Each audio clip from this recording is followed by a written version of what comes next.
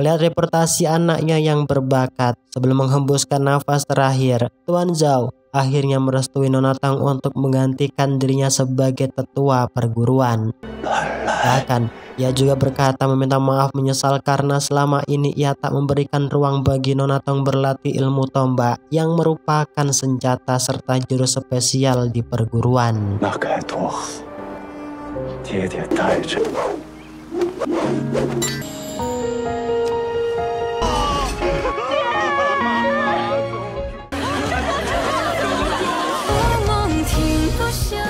Sedangkan di sisi lain, lihat guru besar dan Xiao Xuan lari terbirit-birit membawa Huzi di tempat peri Yime agar mendapatkan pertolongan.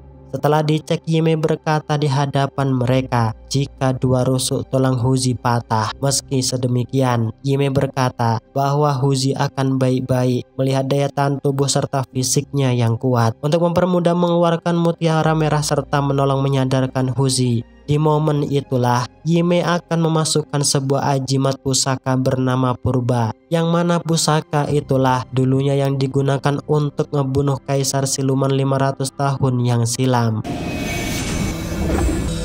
Meski berhasil mengeluarkan mutiara merah, di sana Yime menemukan sebuah keganjilan di dalam tubuh Huzi yang terdapat mantra segel pembatas yang memiliki hubungan satu sama lain.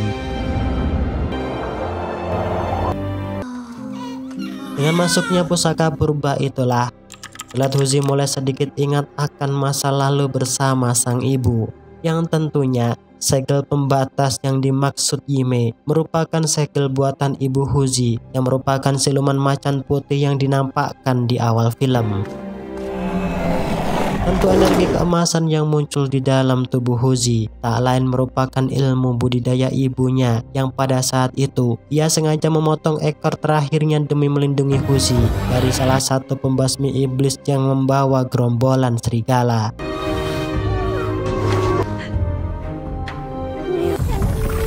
Sedangkan di sisi lain, Yanran melapor pada ayahnya jika kondisi Laut Ming semakin meluap, yang tak sedikit rumah serta lahan penduduk habis terbakar. Bahkan Yanran juga menjelaskan jika Xiao Xuan gagal mendapatkan mutiara merah. Kabar tersebut ia dapatkan dari salah satu pasukan Xiao Xuan yang sudah sampai ke istana. Karena tak ada waktu lama untuk menunda dengan melihat formasi Laut Ming yang sudah mulai melemah, akhirnya Yanran ditugaskan untuk mencari tahu keberadaan Xiao Xuan dan membawa mutiara merah dengan segera.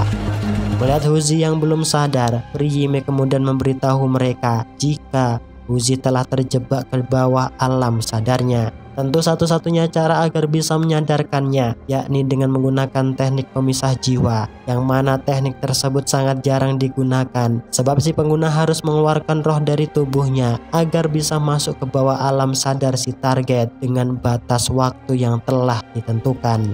Mengerti akan risiko tersebut, Xiao Xuan bersedia masuk membebaskan Huzi yang terperangkap di bawah alam sadar.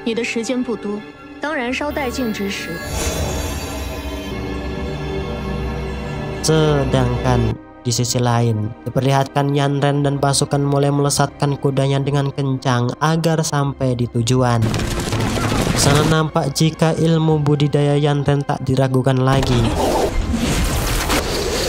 sebab ia dapat menumbangkan para bandit alas tanpa harus turun tangan.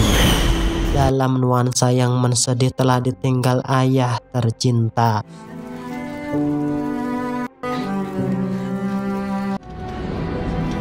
Dengan tiba-tiba Nona Tang dihampiri salah satu pendekar pembasmi siluman negara yang bernama. Tujuannya datang tak lain demi menuntut balas atas kematian leluhurnya yang konon diakibatkan oleh Tuan Zhao. Di momen yang tepat inilah pendekar Wu minta agar Nona Tang dan atas nama Padepokan Zi sembah lutut di hadapannya.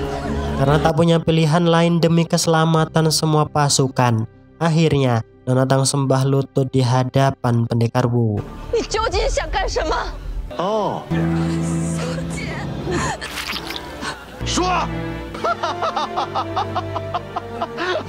Dan benar saja, lihat di bawah alam sadar, Xiao Xuan dapat menemukan keberadaan Huzi, namun keadaan yang masih kecil. tentu Huzi tak mengenal sosok Xiao Xuan.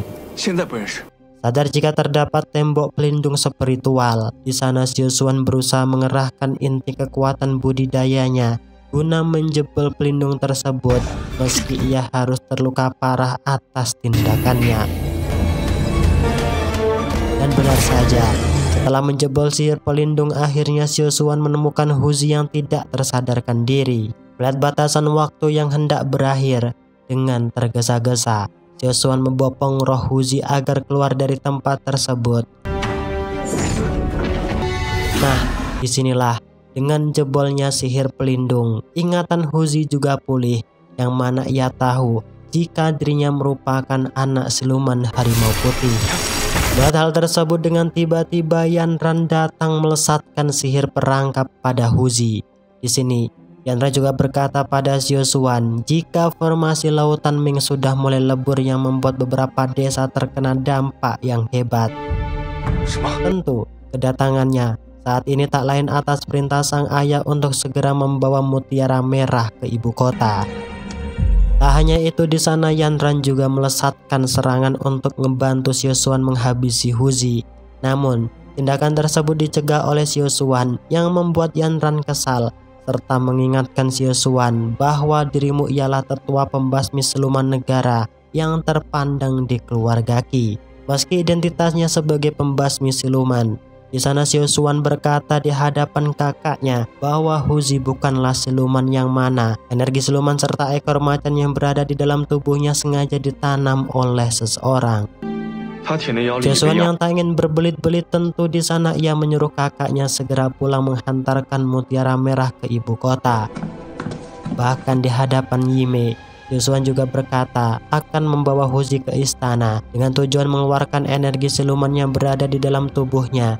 Sebab jika hal tersebut ditunda-tunda, tentunya akan membahayakan semua manusia di saat Huzi tak bisa mengontrol kekuatan siluman yang ada di dalam tubuhnya. Setelah siuman, Yime juga sempat bertanya akan kenyataan pada Huzi terkait identitas aslinya. Demi menjaga asal-usul siapa dirinya, tentu Huzi memilih diam di hadapan Yime terkait ekor siluman macan putih tersebut. Tentu di sini Huzi akan mencari tahu siapa yang telah mencelakai ibunya dengan ciri-ciri memiliki tanda token emas yang hampir sama dengan milik Xiao Xuan. Merasa rencananya berjalan dengan mulus, tentu setelah kepergian Huzi, Yime tersenyum dingin yang ternyata di balik semua yang terjadi mulai munculnya siluman penguasa Heifeng. Tak lain salah satu rencananya untuk mengetahui kekuatan Huzi. Setelah mengetahui kekuatan Huzi yang overpower, ia sengaja memasukkan pusaka purba ke dalam tubuh Huzi sebagai wadah kebangkitannya. Tentu, segala tindakan serta rencana yang tersusun matang, Yime memiliki misi yang besar yang saat ini belum terungkapkan. Hingga cerita keesokan paginya, di saat hendak melakukan perjalanan menuju Fulong, Huzi dan yang lainnya dicegat oleh Yime. Selain memberikan pusaka tombak milik Nonatong yang sudah diperbaiki dan dimodifikasi, Yime juga mewanti-wanti Huzi agar tak mengeluarkan pusaka purba dalam kondisi apapun, sebab hal itu imbasnya sangat membahayakan. Dan benar saja, setibanya di istana, terlihat Xiao Xuan lutut di hadapan ayahnya, sebab ia tak bisa membawa mutiara merah dengan tepat waktu, yang hal tersebut membuat seluruh desa Qingquan hancur. Tentu di sini Qi Zilu akan mencabut pangkat Xiao Xuan sebagai panglima pembasmi siluman negara Istana Fulong. Tentu di sini Qi Zilu akan mencabut pangkat Xiao Xuan sebagai panglima pembasmi siluman negara. Tak tega melihat Xiao Xuan dihakimi dengan celengekan, Huzi membelanya dengan mengatakan bahwa setelah mendapatkan mutiara merah, Xiao Xuan harus berjuang melawan siluman penguasa Heifeng yang muncul di kota sebelah. Hal itulah yang menghambat Xiao Xuan telat menghantarkan mutiara merah, mengingat nyawa dan keselamatan masyarakat juga sangat diutamakan sebagai panglima pembasmi siluman. Para pejabat petinggi istana yang tak suka dengan gelagat Huzi, tentu mereka geting melihatnya. Nah, Di momen inilah Yanran mengatakan di hadapan Ki Zilu jika pemuda desa di hadapannya merupakan salah satu siluman di bawah pelindung Xiusuan. Menganggap jika Xiusuan sudah tak menepati prinsip sebagai pembasmi siluman negara. Akhirnya Ki Zilu melesatkan serangan untuk mengetahui dan membuktikan perkataan yang usai diungkapkan Yanran.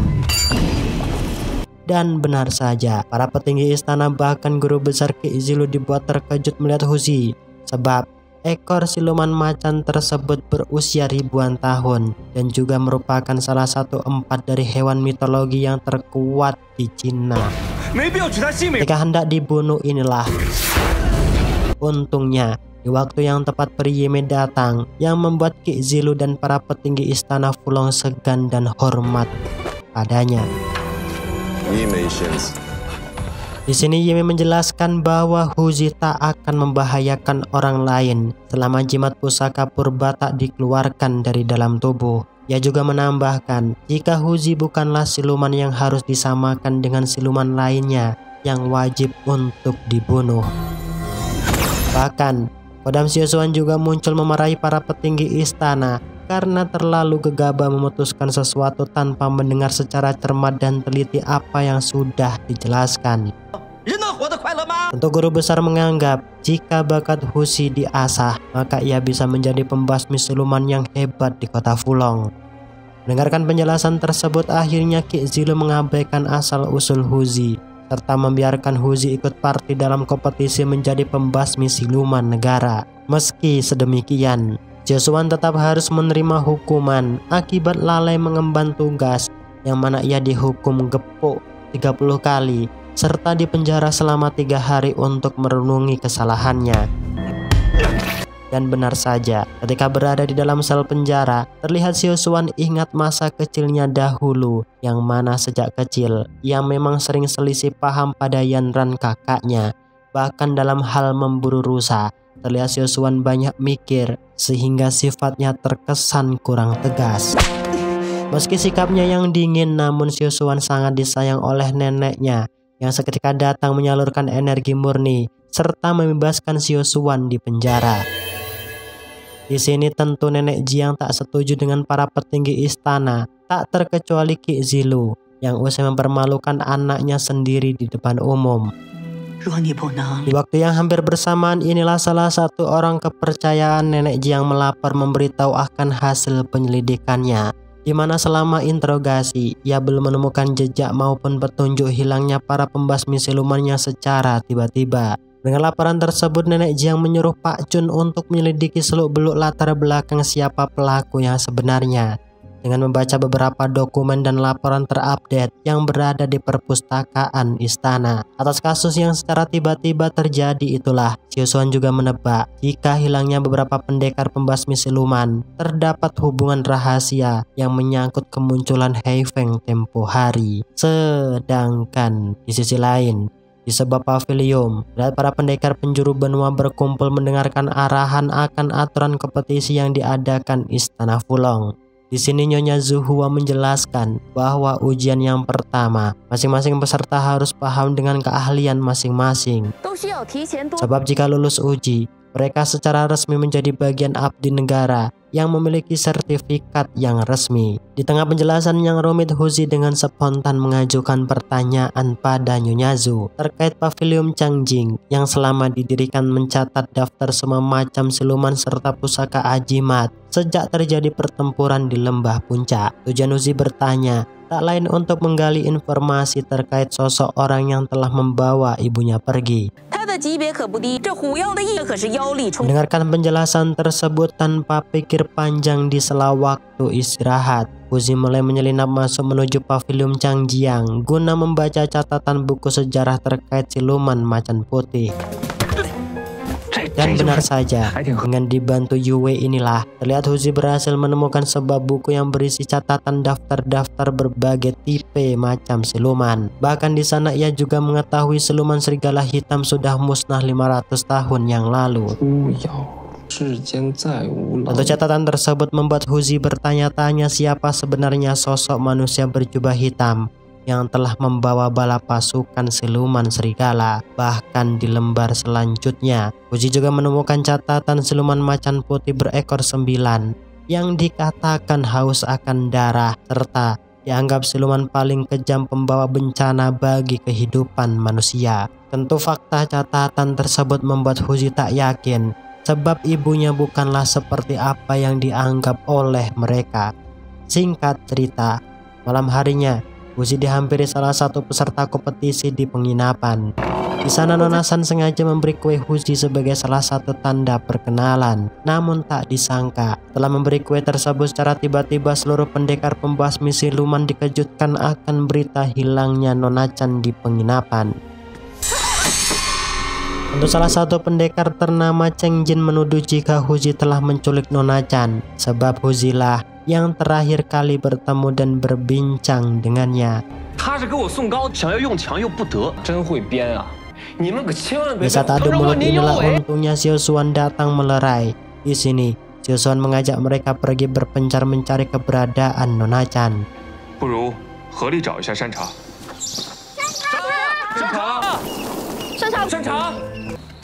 Ya, selama seharian melakukan pencarian hasilnya pun nihil, tak menemukan titik keberadaan Nona Chan. Xiao Xuan yang ingat bahwa di kota Fulong terdapat salah satu pasar gelap. Akhirnya ia mengajak Huzi dan yang lainnya untuk menuju mencari tahu keberadaan Nona Chan di sana.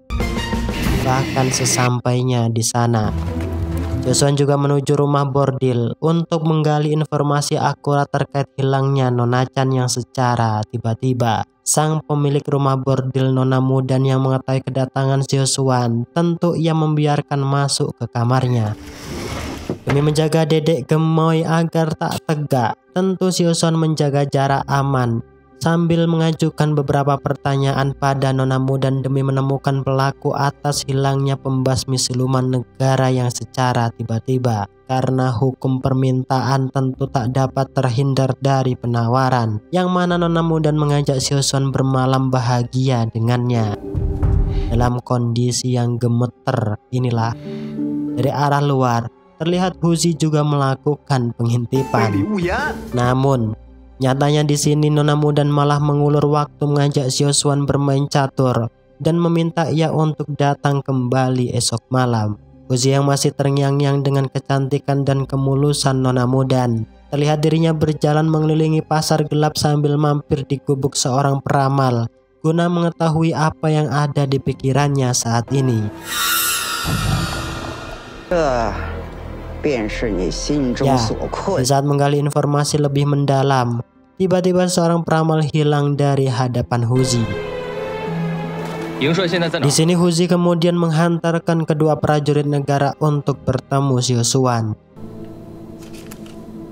Setelah bertemu inilah, mereka mengatakan jika Nona Chan berhasil ditemukan dalam kondisi tak bernyawa, serta tubuhnya mengering yang elemen intinya diserap oleh seseorang.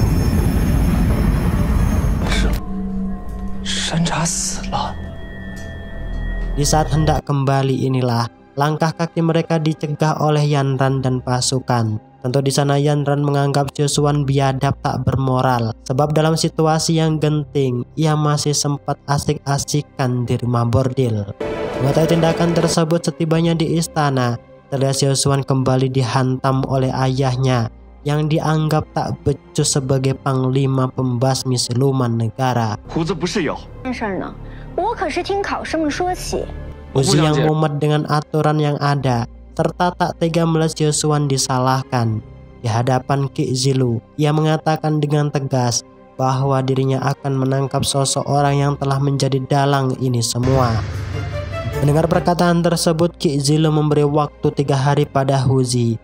Jika hal tersebut gagal ia lakukan, maka Huzi dan yang lainnya akan didiskualifikasi mengikuti ujian sebagai calon pembasmi siluman negara.